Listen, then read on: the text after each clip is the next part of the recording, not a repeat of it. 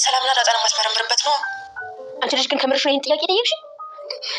በእግዚአብሔር እጅ የተያዘችን ሴት ምን አድርጊ ነው የምትያት? ምን አጥፍቼው ነው አንቺ ሊጣለብኝ? እማዬ ሰጭኛል በሳሰጭኝ ይሄን ብቻ መልሽልኝ። አልሰጥም። የፈለከው ነገር ጠይቀኝ እንጂ ስለ ዳጣ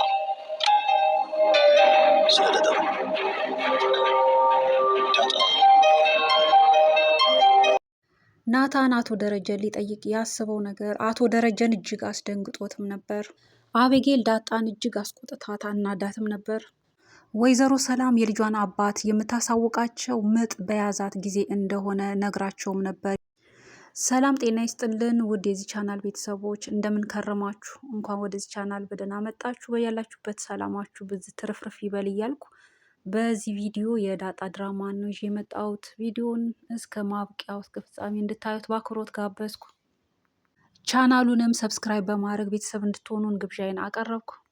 ከባለፈው ክፍል ቀጥሎ እንደተመለከትነው ወይዘሮ ሰላም ለአቶ ደረጀና ለወይዘሮ ማርቲ እንደነገረቻቸው የልጇን አባት ማለትም ያስረገዛትን የልጇን አባት የምትነግራቸው ምጥ በያዛት ጊዜ እንደሆነ ነግራቸውም ነበርና ሁለቱም እንግዲህ ያን ቀን በጉጉት እንደሚጠብቁ በተለይ ደግሞ በአካባቢያቸው ላሉ ሰዎች እና ለሚነጋገሩ ለሚጠቋቆሙባቸው ሰዎች ሲሉ እና ለራሳቸውም ነፃነትም በአጠቃላይ ለሷም ጭምር እንግዲህ ይህ መታወቁ በጣም ወሳኝ ነገር ነው እና ያን ቀን እንግዲህ በጉጉት እንደሚጠብቁ ሲነጋገሩበትም ነበር።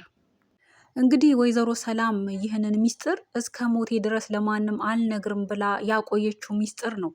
አሁን ላይ ግን ጥያቄ ሲበዛባት ሲያፋጥጧት እንግዲህ ካልነገርሽን አንለቅሽም ብለው ሲሏት ያመጣችው ዘዴ ማለትም ይህን ጥያቄ ከጊዜው ጭቅጭቅ ወይም ጥያቄ ለማለፍ ብላ ያመጣችው ሀሳብ ይሆን ወይስ እንዳለችው ምጥ ሲይዛት የልጇ አባት ማኑ መሆኑን ይህን ታላቅ ሚስጥር እንደው ትናገር ይሆን? እንግዲህ አቶ ደረጀም የራሱ ጉድ መሆኑን አላወቀም፣ አባት ራሱ መሆኑን አላወቀም እና በዚህ ነገር ውስጥ እሱም ጣልቃ ገብቶ ራሱን ነፃ አድርጎ ነው እያወራ ያለው። ነገር ግን ወይዘሮ ሰላም እንዳለችው ምጥ በያዛት ጊዜ ይህንን ነገር ከተናገረች እንግዲህ በጣም ከባድ ሚስጥር ነው፣ ቤተሰቡንም የሚያናጋ ነገር ነው። ሲጀመር ገና የዳጣ እናትነትና አባትነት ይፋ አልሆነም፣ ገና አልታወቀም። ማለትም ቤተሰብ አጠቃላይ አላወቁም፣ ያላወቁት ጉዳይ ነው። በተጨማሪም ደግሞ ይህ እንግዲህ ሚስጥር እንግዲህ በጣም ትልቅ ጉዳይ ነው እና እንዲሁ በቀላሉ ሊነገር የማይችል ነው። ምክንያቱም ቤተሰቡን ትዳሩን የሚያናጋ ነገር ሊሆን ስለሚችል ያም ብቻ ሳይሆን እንግዲህ ወይዘሮ ማርቲ ለአቶ ደረጀ ለባለቤቷ ያላት እምነት ታላቅ ነው። ለትዳሯ ያላት ክብር እምነት በጣም ፍጹም የሆነ ስለሆነ እንደዚህ አይነት ነገር ስትሰማ ለእሷም ህይወት ማለፍ ማለትም በድንጋጤ ያው ፌንት እንደምትሰራ በዛው ትሞትብኛለች ብሎ ይሰጋል አቶ ደረጀ እና ከዛም የተነሳ ነው እንግዲህ ስለ ዳጣ ሚስጥሩን እስካሁን ድረስ ሳይናገር የቆየው እና ይህ ደግሞ ሚስጥር ቢታወቅ እንግዲህ ከዛ የማይተናነስ በመሆኑ ይሄ በጣም ከባድ ስለሆነ እንግዲህ በምን መልኩ ይህንን ልትናገር ትችል ይሆን ወይዘሮ ሰላም? እና በቀጣይ ክፍሎች ነው እንግዲህ በዚህ ላይ የምናየው የሚሆነው። በሌላ በኩል ወይዘሮ ማርታ ናታንን በቀልድ አዋስታ እንደ መጠየቅም አይነት እንደ መውቀስም አይነት ነገር ስታቀርብለት ነበር። ምክንያቱም ልጄን አልቀየርክልኝም፣ ይህን ሁሉ መጽሐፍ እያነበብክ ብልህ እንደመሆነ አቤጌልን አልቀየርካትም፣ አልመከርካትም ስትል እንግዲህ ያው በተዘዋዋሪ እንደዛ አይነት ነገር ስጠይቀው ነበር። እናም በዚህ መሀል ያው ውሃ መታ ንግግራቸውን አቋረጠች እንጂ ያው ስለ ትዳር ስላላቸው ቀረቤታም ለመጠየቅ ከዛም ተነሳስታ ልትጠይቅ እንግዲህ ነገር ልታቀርብ አስባም ነበር። ያው እስካሁን ድረስ አቤጌል ናታንን እንደምታገባው ነው በሷ ቤት እንግዲህ እየጠበቀች ያለችው። እናም የእሷን ወሬ ሰምታም እንግዲህ ወይዘሮ ማርቲም ከዛ የተነሳ ስጦታዬ፣ የኔ ልዩ፣ የኔ እንደዚህ እያለች ስታደናንቀው፣ ስታመሰግነው፣ ስታወድሰው ነበር ናታንን። እንግዲህ ስጦታዬ ብሎ ማለት ያው የኔ የሆነ ሰው የራስ የሆነን ሰው ነው እንደዛ የሚባለው እና ያው ልጇን የሚያገባ እንደመሆኑ በሷ ቤት እና በልጇ ቤት በልጇ አስተሳሰብ ከዛ የተነሳ ነው እንግዲህ ይህንን ንግግር መናገሯ። ናታንም እንግዲህ ለአቶ ደረጀ ከባለፈው ክፍል እንደተመለከትነው ቁርጡን ነግሯቸዋል። እንደማይፈልጋት እንደማያፈቅራት እውነቱን ነግሯል። ነገር ግን ይህንን ምላሽ ወይዘሮ ማርቲ አልተቀበለችም። ከአቤጌል ንግግር ተነስታ ይወዳታል፣ ያፈቅራታል። እንደውም ሰርፕራይዝ ሊያረጋት ነው ቀለበት ለግራጁዌሽን በሚለው ነገር ውስጥ ናት አሁንም።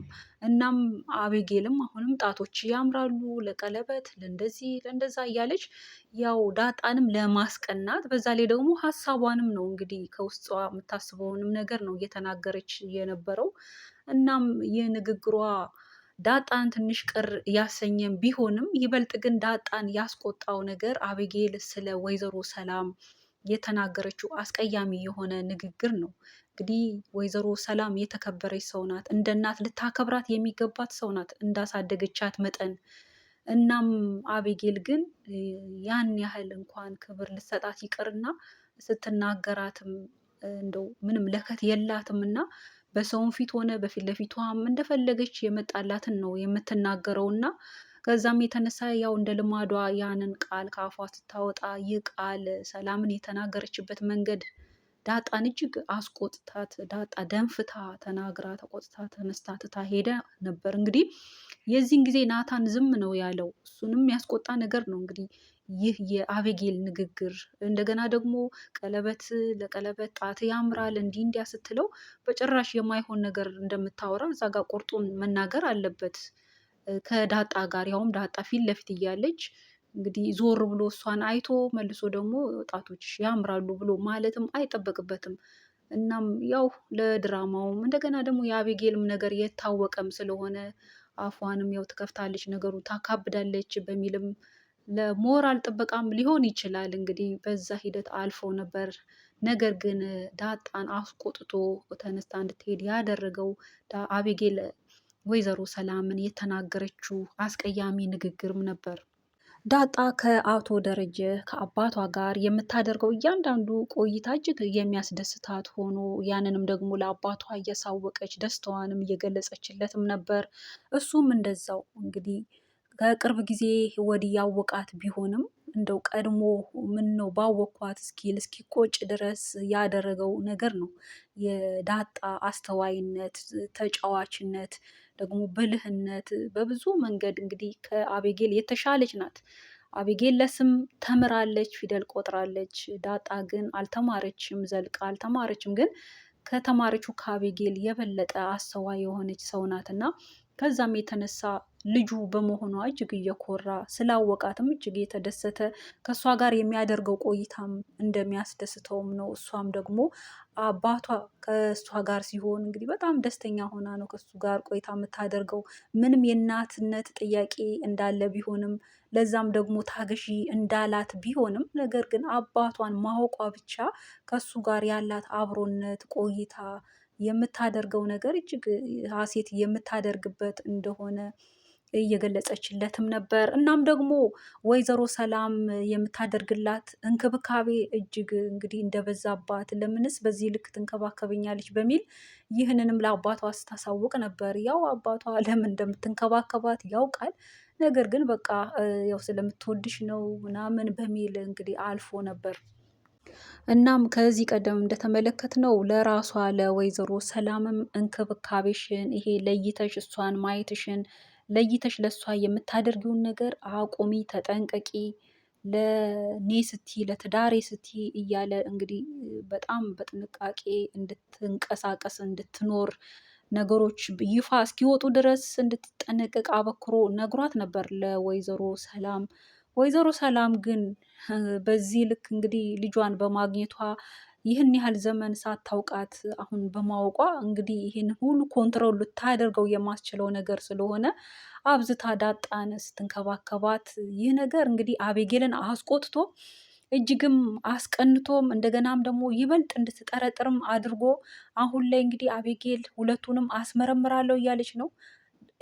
ዲኤንኤ ለማስመርመር ብር ያስፈልገኛል ብላ በግልጹም ለእናቷ በድፍረት እንግዲህ እየነገረች እየጠየቀቻትም ነበር በተደጋጋሚ። ይህ ንግግሯ ደግሞ ወይዘሮ ማርቲን እጅግ አስቆጥቶ እንዴት እንደዚህ ትያለሽ? ይህን ነገር ከማሰብ ታቀቢ እያለቻትም ነበር። ለዛ ጉዳይም ብር አልሰጥሽም ብላትም ነበር። እንግዲህ የታወቀ ነው አቤጌል አንድ ነገር ካሰበች ያው ብር በእጇ ባይኖርም ሰርቃም ቢሆን ከየትም ተበድራም ምንም አድርጋም ቢሆን እንግዲህ ይህን ነገር ለማድረግ ያሰበችውን ነገር ለማሳካት ምንም አይሳናትም። ግን በምን መልኩ ታደርገው ይሆን? እንግዲህ ሁለቱም አሁን አውቀዋል የአቤጌልን ጠላትነት፣ ያላትን አመለካከት ያውቃሉ።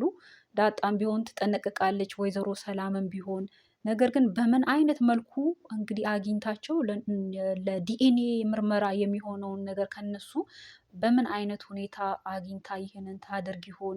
እንግዲህ ከባለቤቷ ከወይዘሮ ማርቲ ይልቅ አቤጌልን ይህ ጉዳይ እጅግ ያስጨነቃት ያሳሰባት እጅግ እረፍት የነሳት ጉዳይ ሆኗል።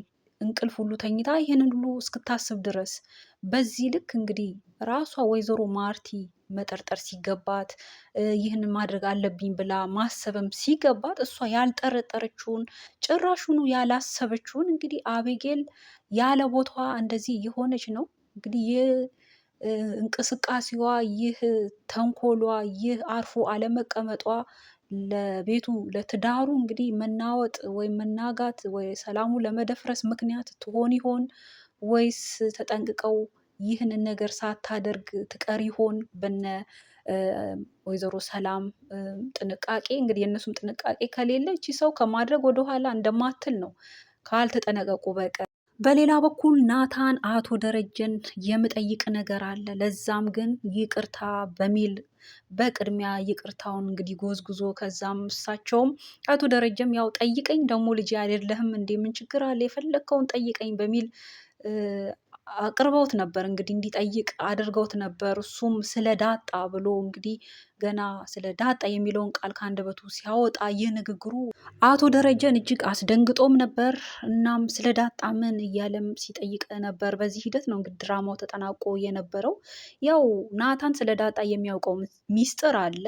ፕላስ ደግሞ ናታንን ያፈቅራታል። ያው ፍቅረኛ ሆናለች ኦልሬዲ እና እንደ አባት በድፍረት ይህንን ጉዳይ ሊነግር አስቦ ይሆን ወይስ ሌላ ምን ሊጠይቅ አስቦ ይሆን? እንግዲህ አቶ ደረጀ እጅግ ደንግጦም ነበር። እንግዲህ ያስደነገጠው የሚያውቀው ሚስጥር ስላለም ነው። እንግዲህ በአጠቃላይ በዚህ ላይ በስፋት የምናየው የሚሆነው በቀጣይ ክፍል ነው። በዚህ ቪዲዮ ያዘጋጀ ነው ይህንን ይመስላል። ስለተከታተላችሁ ከልብ አመሰግናለሁ። ሀሳብ አስተያየታችሁን በኮሜንት አስቀምጡ። በቀጣይ እስከምንገናኝ ደህና ሆኑልን።